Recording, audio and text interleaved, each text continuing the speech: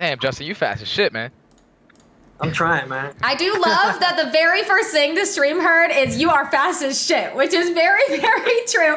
And we are going to get into that soon. But guys, what is up? Welcome to episode number 4 of the Loadout with myself, the birthday boy, Jeremy Study, and of course, Justin Gatlin. What is up? What is up? What is up? Now, very quick, guys, as always, I want to say a big, big thank you to Draft Buff for sponsoring the Loadout. Draft Buff is a free and social fantasy esports app hosting season-long fantasy leagues for the Call of Duty League and other esports. Jay and I are going to draft for CDL Seattle at the end of the episode, and we want you to draft with us. So you will have that link in chat, and on my Twitter, we threw up that link as well. So we'd love for you to draft alongside us at the end of the episode. Draft also has a salary-style tournament open to everyone, so please come join us. That is draftbuff.com. The link is in the description one more time, and DraftBuff is your home for esports fantasy. Justin, what is up? How are you doing today? How are you doing? I'm good, man. I'm good. Just hanging out, living the quarantine dream. Well, my job entails I have to do more social distancing, so I'm outside dodging people like left and right. Yep. That's gotta be easy for you though, right? Not that hard when you fast as shit. You almost as fast as the Flash, man. Jesus Christ. You know what two things are kind of polar opposite when you have that old lady who walks really slow and then me walking fast and you think you can cut her off, but... No, I'm like that person too. When I'm walking down the street, I'm like, get out of my way. Get out of my way. I got somewhere to go. But okay, so to the folks who are watching, if you may not be familiar with Justin, he is from the Bronx, Jay. That's where he was born. And Brooklyn? I was BK. Mom's from the Bronx, but I'm a BK kid. Okay, yeah, I'm born and raised in the Bronx too. Yeah, I'm still out here in New York. That's crazy, man. I'm the black sheep. Yeah. Everyone was raised in the Bronx except for me. I was in Brooklyn. Well, that's fine, man. You turned out to be the fastest one, so it's good. Okay, so as the not New York person, is there like a Bronx v Brooklyn thing that I don't know? Can someone explain this to me? Oh, well, no, it's just one of the 5 boroughs. It's just. I was like, is there like something between the two? Yeah, everybody's got their own borough. You got all 5 boroughs, the Bronx and Brooklyn. You just represent your proper place. I love it. And Justin, of course, you have a couple Olympic medals, do you not? I do. I have a couple Olympic medals, world championship medals, and some records as well. Yeah, can you tell us a little bit about those? What is it like to be like one of the fastest people in the world? Oh man, you gonna maybe go down that list? So hell yeah! Yeah, let me hear it. 2003 indoor world champion, 2004 Olympic gold medalist, 100 meters, 2004 silver medalist, bronze medalist as well, relay and 200. And 2005 double gold world champion, 2012 2012 bronze medalist in Olympics, and 2015 record holder of running most of the fastest times in one season. So I have a lot of records. I am the dinosaur, the velociraptor, the T-Rex of the track and field world. If I'm gonna be a dinosaur, I'm gonna be something very predator-like. That's insane. That. So what was the reason that, like, where did it all start for you? Like, how did you know, like, track was going to be, like, your thing when you were growing up? Like, when did it start? Oh, man, I kind of learned on the way, man. I wasn't one of those kind of kids where they be like, they're 5 and they're like, I want to be an Olympian. I kind of stumbled into it. Like, I knew I was a fast kid and I played other sports. But for me, it was really the fact that I learned that I can get paid to be fast and I can get a scholarship for being fast. So I kind of use those to my advantage. And every year I set new goals and try to make new like platforms that I can race at.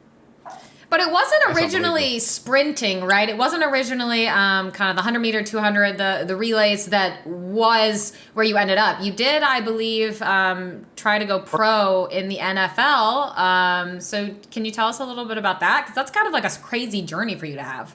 Yeah. Between 2007 2008, tried out for the NFL. I got picked up by the Tampa Bay Buccaneers. I was on their mini camp and their practice squad for a little while, and I played a little bit of touches, and I enjoyed it. It was fun, but it wasn't my world. You know what I mean? And I have to come back to my world. Yeah, I feel that. I get that. So did you ever try long distance? Because something that's funny to me, and obviously you're different world than I am, but I did sprints and short distance track forever growing up. And I remember that I would try long distance and I hated it. It was like one or the other. I could not enjoy both. How do you feel about long distance? Because I know a lot of people are like I am. That's like, no, you pick one or you pick the other one. I'm not built for that distance life, but I love the swag they have. I love the watches. I love the short, flappy shorts for the cool breeze. They even get in the Olympics. They get like their own singlets. You know what I mean? Different color from the real traditional Team USA. So I think that's kind of cool too. Yeah, that's so. Oh, go for it, Jay. Take it away. Okay, so Justin, like, where did it all start for you, like, with Call of Duty? Like, were you playing it as, like, when you were young, like Call of Duty 4, or like, did you pick it up as you got older? I'm old, man. So I was there. I was there when they were dubbed the Medal of Honor killers. You know what I mean? Wow, so that's the beginning. Yeah, wow, man. that's from Agent. That was before me. That's before I even became pro. Yeah, man. So I was there for that. I mean, I've been following Call of Duty because, you know, when you do sports, you got to get out your energy some way. So physically, you know, you have to be ready on point, but also emotionally, you have to be ready on point. Sometimes you got to suppress a little bit. So I'm able to use that channel of Call of Duty to be able to channel my aggression sometimes, or my competition mode that I have to be in. Yeah. Okay. Do you have a favorite COD? Man, probably Modern Warfare 2. Yes. Everybody chooses that one. Everyone chooses that game. Yes. It's the best one. Because also the campaign is the best campaign. There's no campaign that's better than that. But you know what? This new one that's out is really dope. I love everything they're doing, how they're growing it. I love playing it with my friends. Do you play Warzone at all? Because we're big. Both Jay, literally, when he got off of his stream, he was playing Warzone. He just finished with a win and then hopped over to this. As soon as I got off, I got a win. Do you play Warzone at all? Definitely. A lot of my teammates, we play Warzone. We're actually taking some of the girls, and they're starting to play now too. So we're bringing them over to the dark side. So they're in training right now. Okay. Dude, I love that. So like the more women that I can see like getting into video games anyway, it's become less of a stereotype than it used to be. But like getting in, playing Warzone, hanging out, having a good time, like I get super competitive about it. And there's sometimes like Jay and I will play Warzone and he's way better than me, right? Like way, way, way better than I am. Yeah. And sometimes I'll be like so proud of myself for doing something and Jay's like, yeah, that wasn't that cool, but good job. Well, yeah, because I used to be a professional player, so like I hold my standards like to a really high level, like basically the highest level you could possibly hold them to. And I really get irritated to error or like people that are just terrible. But like with Katie, I just really can't get mad at Katie. So Katie has the pass. We all know that Katie has the pass now. Yeah, Katie has the pass, but like there's other people that I play with that just hear from me every day, like on a daily basis. And I know it's probably terrible because I'm probably supposed to teach them, but like imagine trying to teach somebody for like 6 years and then still not learning shit. So it's just like you're wasting your breath at that point. But with Katie, she actually learns. Yeah, I carry every game basically. You carry a lot. Okay. Yeah, I got like 330 wins. Damn, that's a lot. Yeah. Right now, my son thinks he's a professional right now, so he's like, no, Dad, I'm not gonna play with you. I gotta carry you the whole time. Oh. I'm not gonna carry you, no. So what is it like? I'd love to ask both of you because obviously it's not my world, whether it's competitive video games or sports. What is it like, Jay, to kind of like be one of those folks who is the best of the best in your field and like see that difference between yourself and folks like maybe me or some of your friends are a little bit different? Like, have you ever noticed that there's a thing involved with why you're so much better? Like you're just built that way or what? Like, you know what I mean? Like the difference you see between yourself and honestly, other people? like the difference between me and other people is probably like all the dedication I put in as I was younger. I just wanted to be like the best. I used to skip school, go into my mom's room, take my Xbox back when she didn't want me to play it. Like, she was taking that away? Yeah, I used to do the little things that would put me over the edge that other people did it. And then like it was just also my drive. It's just like every day I wanted to get better. And I also was watching like the pro players before me, and I wanted to be one of those players. So they were like big inspirations to me. So then once I realized that they were doing it and it was something that I wanted to do, I just took it really serious and got on and grinded every day. And if I felt like I was playing with people who weren't on my level, I wouldn't just play with them. Like I would not go to a competitive game or do anything like that because I felt like it just wastes my time. And that's something that people like get messed up in the Call of Duty scene now. It's just like they always want to play with like their friends and stuff like that. But sometimes it's really good to get out of your comfort zone and play with people that actually have the same drive that you have. so then you guys can both push to the top and be better as teammates and players in general. So I have a question for you, Jay. So Yeah. how do you deal with trolls online? And also, when was the moment where you figured out that you were playing, but now you were playing for a purpose? You see what I'm saying? Like, you weren't playing just for fun anymore. Okay, I think I realized it whenever I first like traveled. Whenever I went to my first travel event was UMG Chicago. I drove there. It was like 10 hours, but it's just like I went over there just to have some fun, like to go see what I'm capable of against some of these pro players that I've been watching on a daily basis. And I ended up getting top 16 at that event. And then once you get top 16, you know, you're like really close to the money, but like you didn't get any yet. But once I got that feeling, it's just like, all right, I'm able to like play with these guys. If I got top 16 out of like top 64, and basically all these guys are pro players, then I have to be doing something right. So like as I was going up, even if it didn't have that much success in the beginning, as long as I continued to strive and just be with better teammates, eventually the money started coming in. And then once the money started coming in, it became like a full-time job to me, because I went from straight out of high school when I was 18. I graduated and didn't want to go to college like right off the rip, even though my parents wanted me to. But then right after that, I told them to give me a span of 4 months, and they gave me those 4 months, and I ended up turning it into $50,000. And that's when it all hit me like real fast. Like I was 18-year-old saying I was gonna buy Gucci everything, but at that point it's just like when you're when you're 18 years old, you make $50,000 even without going to college, and you can make this an actual career. That was like when I knew like this is gonna turn into something, and hopefully I wanted to be a part of it. DK, we have the same story. Me and him both have the same story, but he sits and wins, and I had to get up and run and win. Yeah. I know, Jay. You can just sit in your comfy ass chair with your nice ass skateboard and chill. Yeah. No, so okay, I gotta ask about this, because obviously you are one of the fastest people in the world, which is like a crazy thing to say. We've said it a few times so far today, but talk about your rivalry with Usain Bolt, because I know that you guys obviously have competed against each other. So what is your relationship like with him, and what's kind of the competition and the history with you two? It's a weird relationship because, you know, you want to befriend people, you know, that you would have the same kind of mindset. You know, he's a competitor, I'm a competitor. We both push each other to be the best we can be, you know? But it's also, you have to be able to go out with the intent to say, okay, I got to beat that guy.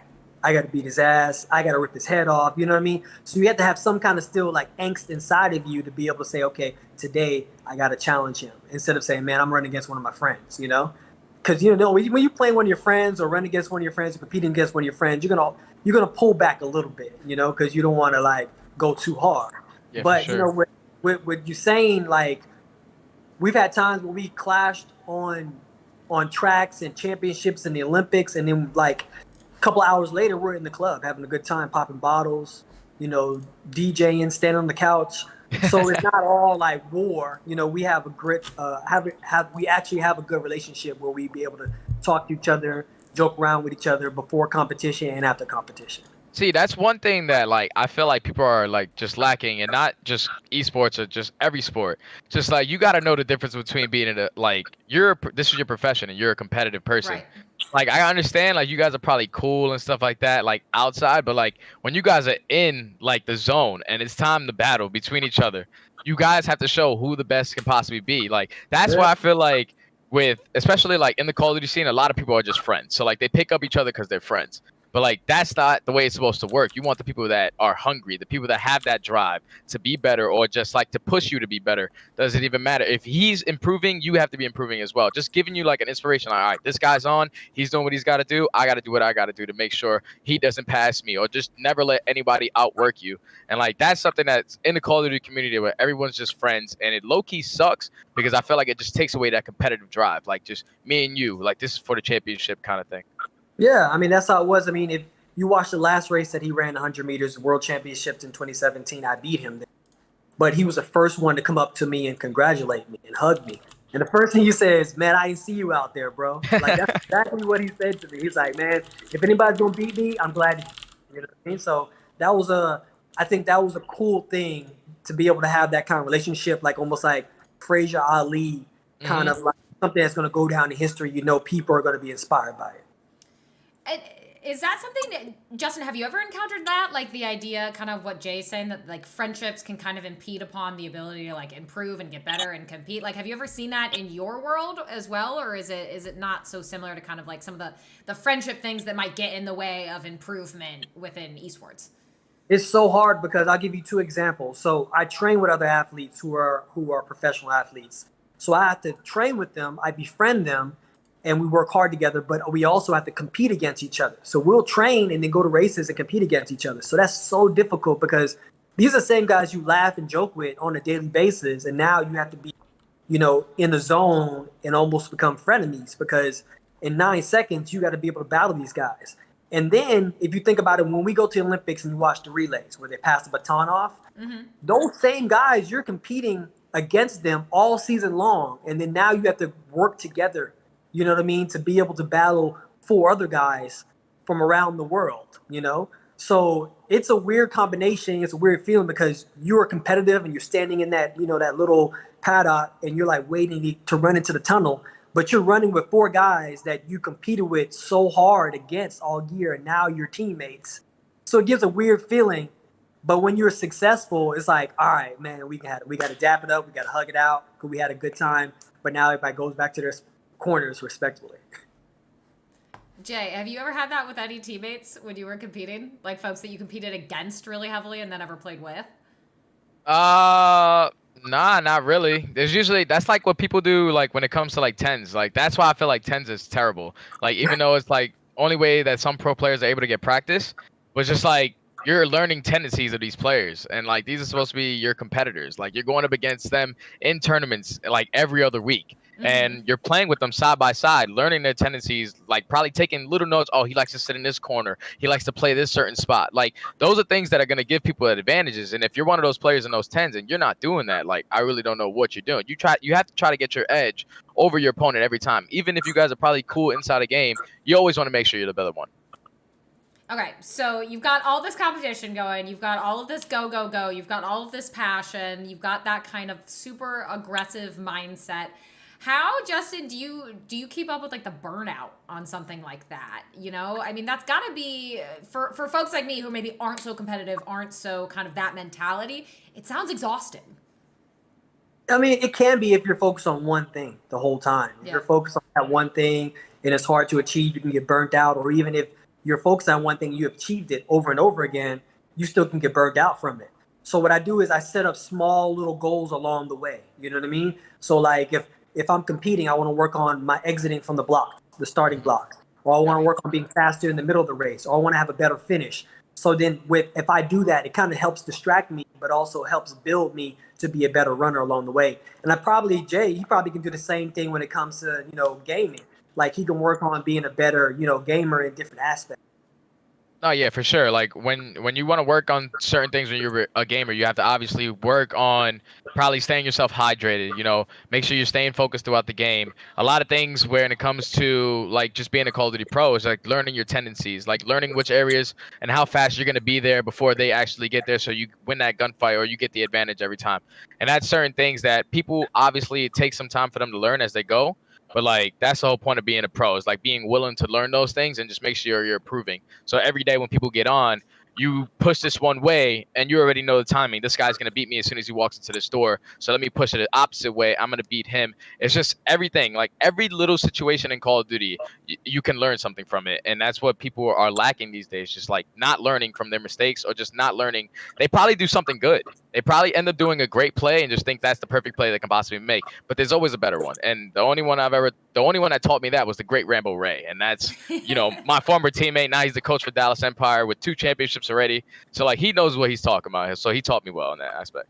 That's the craziest thing in the world because our mindset is not that much different. You know what I mean? How you compete with other people, how you be able to bond with them well, how you learn from people along the way, but you still keep yourself busy by, your focus is to get better and better and better along the way. For sure. So I mean, you're gaining knowledge, and I do the same thing each run. When I'm at practice, I try to make it count. I try to make it kind of second nature to where I don't have to think about certain parts of my race, and it's kind of instinctual. So once I get in a race, you have so many things going on around you. You know what I mean? You have 7 other runners who are shoulder to shoulder with you. You have a crowd that's 100,000 people jam packed inside of a stadium. then you have the roar of the crowd, then you have flashes of lights going, and not to mention that it's the moment of your life. This is what you trained for the whole time. You know, since you was a little kid, you wanted to be an Olympian. Now you're here at that. So people get lost in all this chaos, and to hear what you're saying, how you focus and how you kind of work on small things to be a better, gamer. It's the same thing, man. It's totally the same thing. What is that feeling for you when you're out there and you're setting up for this race and you got 100,000 people around you and it's just you guys and the 7 guys? Like, do you have butterflies before you're going into it? Because like when I was playing for a championship and I'm going up on the stage, I know it's not 100,000. It's probably like 10,000, probably 5,000 max. But I'm going out there with butterflies. I want to be able to put on a show for everybody. But like, how do you mentally prepare yourself for like a big moment like that, like racing in the Olympics?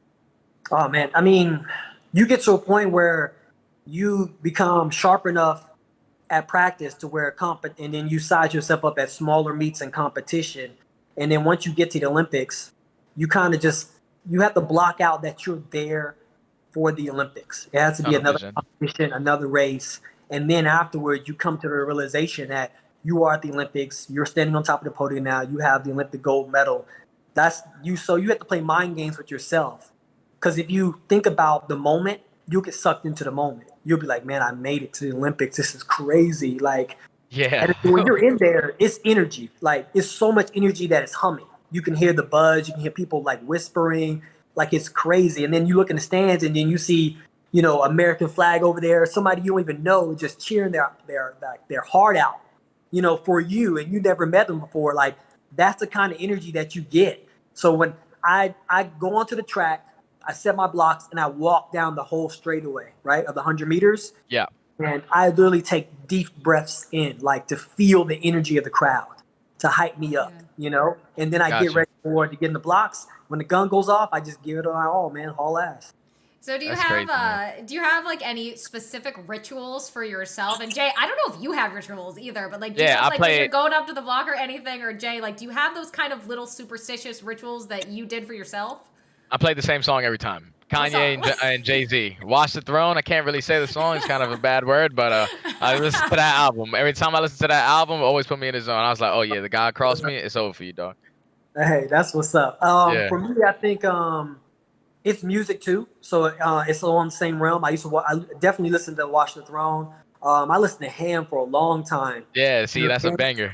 Yeah, I listened to Ham for like 3 years straight. And then that walk I said, when I get out there, I'm the only one that doesn't really walk. I walk from the start line to the finish line, unheard of. And then I walk back. Why I do that is because I want all my opponents and competitors to see me when I'm walking towards them. I want to take a little bit of their attention. I want to take a little bit of their focus. And then I use that when I go into competition.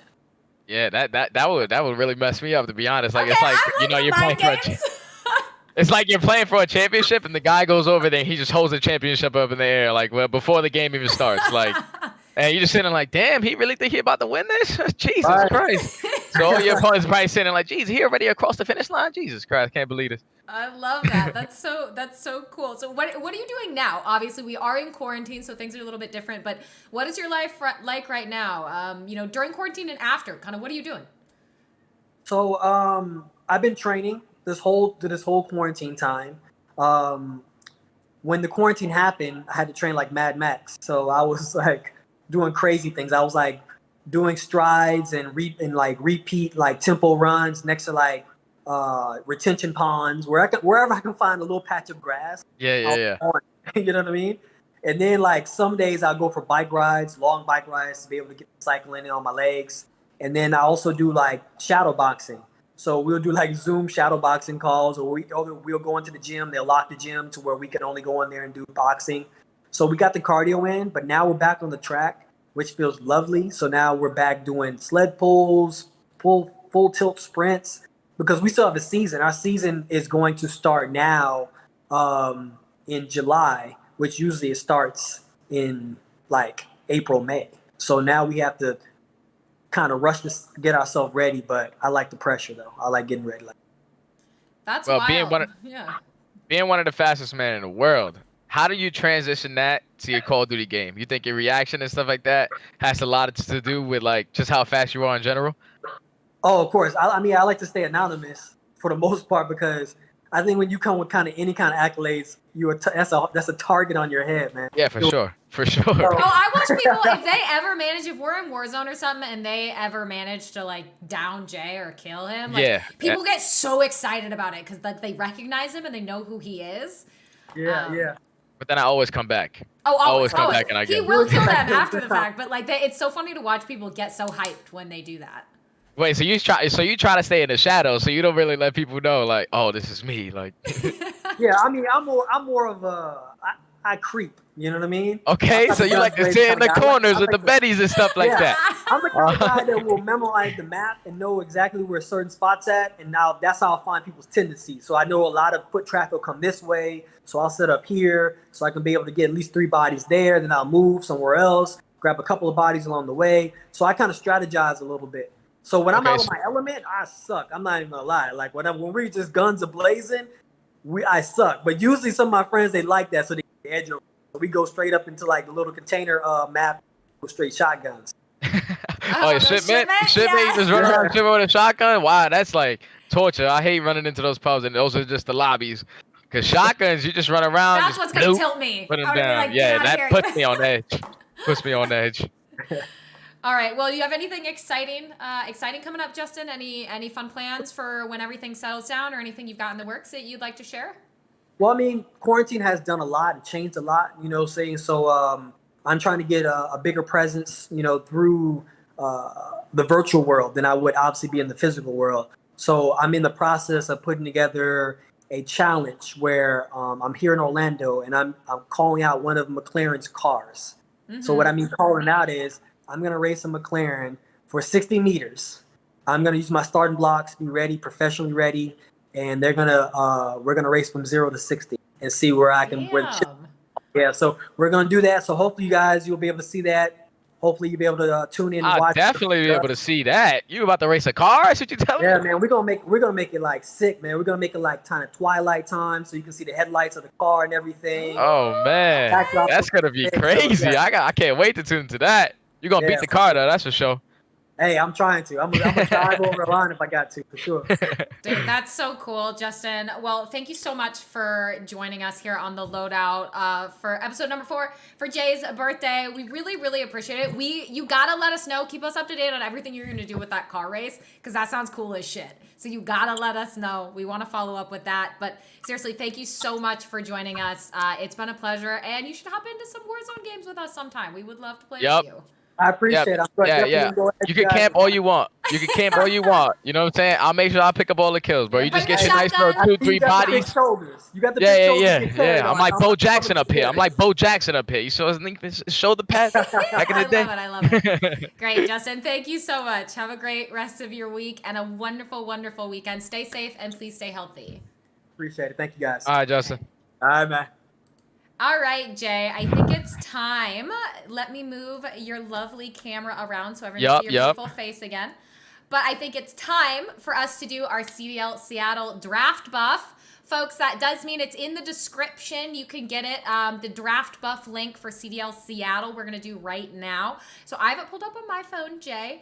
And I'm pulling it up literally right now. Just because this is the only thing I have on you, I am 1-0 so far in our draft buffs. I know, and I literally shotgunned 2 beers this morning.